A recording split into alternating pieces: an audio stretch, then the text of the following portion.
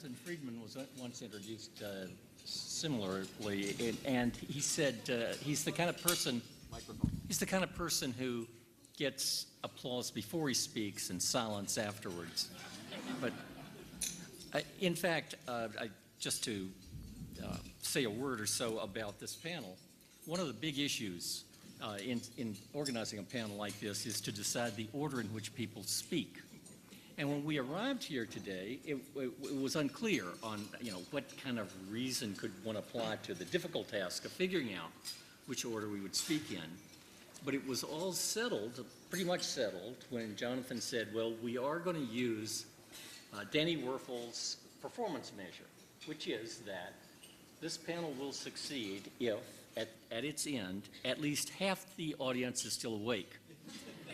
Whereupon, my good friend Barry Anderson, seated here, said, well, in that case, let's have Marvin go first, because if we get through that, success is assured. No, it's actually Marvin wasn't here when we picked the order, so he won. Not true, not true. Actually, I like the formal title for this panel better, looking back in order to move forward, because I actually have some trouble with trying to apply a good, bad, and ugly classification to the federal budget process, for a couple of reasons. One of the reasons is I'm not really sure about the hierarchy. I mean, is it true, as the order seems to imply, that ugly is worse than bad?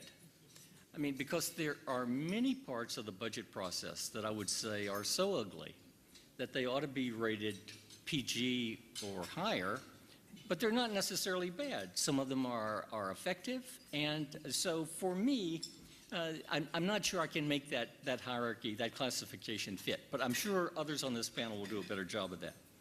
But there's a second reason that I think we probably agree on more than the way that good, bad, and ugly fits.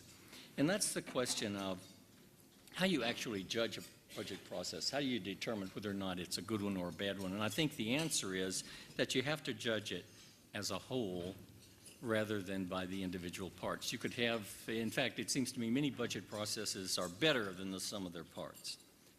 And the criterion, I think, for judging those results is, does a budget process and a budget itself succeed as forming an effective financial plan?